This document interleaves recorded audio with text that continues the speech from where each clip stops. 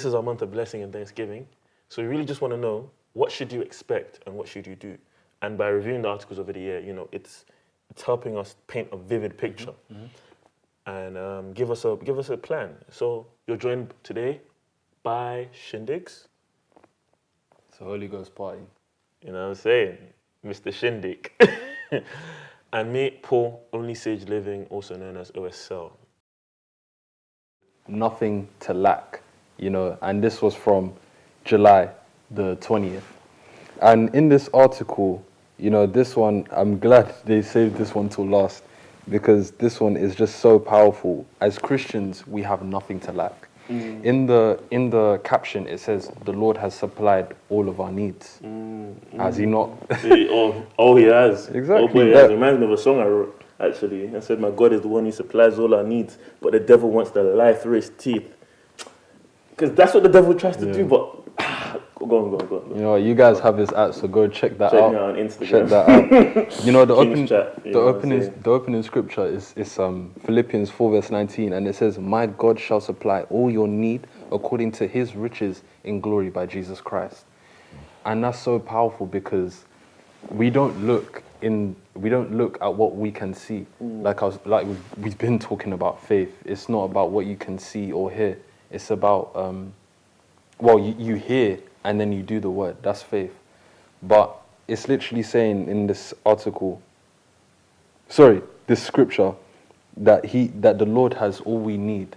So we don't need to look at like stuff that we don't have, and we now start looking at other people. For example, someone could have AirPods and we're like, "Oh, why don't I have that? I deserve it more than him." That's how sin and envy just starts to come. You always need to... Oh my gosh, I deserve it more than him. Sorry, that made me laugh. It really shouldn't be like that for you as a Christian. It should be, the Lord has everything that you need. You know, you're always at an advantage. So always keep that in conscious, you know. Having AirPods or not having AirPods doesn't mean you're at a disadvantage or an advantage. Because at the end of the day, it's all your needs are met. Like, your wants are different than needs. There's a very important distinction there. Yeah. So you might think you need AirPods, but ask yourself as a born-again Christian, like, is this what the Spirit of God wants for my life? Then ask the Spirit of God, is this my need? Is this what I need? Because if it's pushing you to the point where you're feeling, "Oh, I must get the AirPods, I must have it. If the other person can't have AirPods before me, I refuse." No, you're using your faith in the wrong way. Like we read an earlier article, God's conduit of blessings. We're supposed to bless others, not envy them. Yeah, exactly. You know what I'm saying? Exactly. So it's even better to even bless someone with AirPods. Because in that blessing, and you thank God, say, "Thank you, Lord, because I was able to bless somebody with AirPods." In that blessing of thanksgiving that you did, you'd be surprised what God will do in your life. You'd be surprised. It's please go on. You know, it's literally like that. It's don't look at things of the world, because it's literally what's on the world isn't eternal. Our spirits are eternal. That's why we always need to meditate on the word, feed our spirits, you know. Well, literally, it's feeding our spirits and making sure that we're full in the word, not our physical selves, because it's our spirits that go to heaven. You know, praise God. So, hallelujah. Pastor is saying that we need to voice our faith, and as we voice our faith, we will definitely receive. So, what does this mean to you? What does this mean to you? To me? Yeah. What does this mean to me? Bro, you couldn't have said it clearer. Like, honestly, there's a scripture I'm going to bring up. It says, "While we look not at the things which are seen, for the things which are seen are temporal, subject to change. But the things which are unseen are eternal." We know that, like you said, it's our spirit. We have to look at our spirits. And what is it what is the needs of our spirit? The word of God is food for our spirit. That is what it needs. Because we know if we take care of the needs, the wants will sort out themselves. Of course. The wants will sort out themselves. It's there. Everything we need is in the word of God. We need to fill our spirit. We need to inundate our spirit. We need to bombard and, surround our spirit with the word of God. That is our need. And the wants will just flow from there. Pastor says it in this very article. He says, you may be thinking, but Pastor Chris, I have needs at the moment, and I don't know where the funds to take care of them would come from. What do I do? Then he goes, here's what to do. Declare, I have my needs met according to God's riches in glory by Christ Jesus. Amen.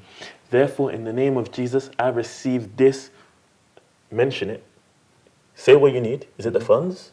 Is it food? Is it whatever it is you need? Say what it is. I receive it in the name of Jesus. And you have to right also now. be specific with it as well. Yeah, just be specific. And then you say, I have it right now. And then he says, who says you have to pay for it? Do you know what I'm saying?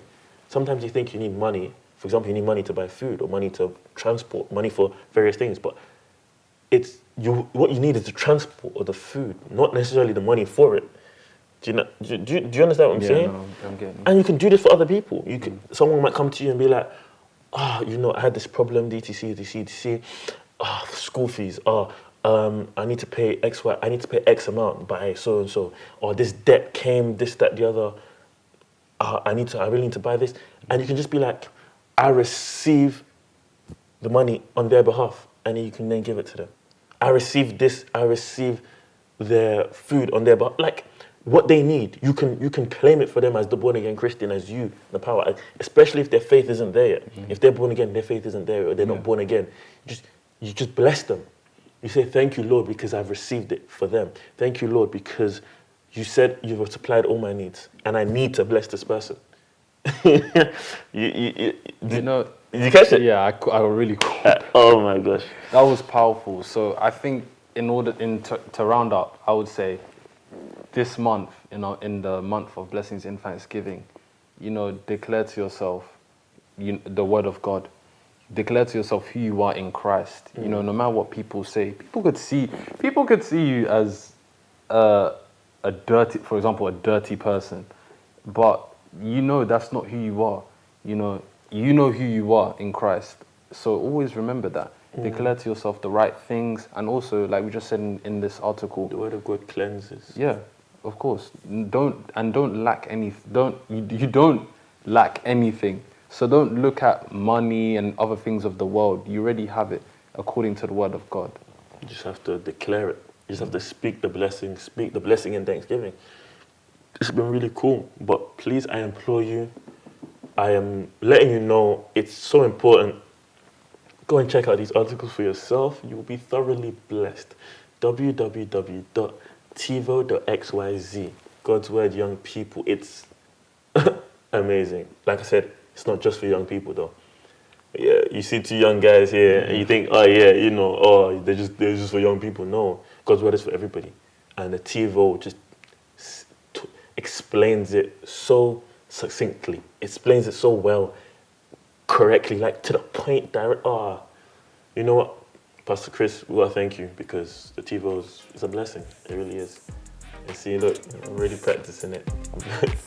A month of blessing and Thanksgiving.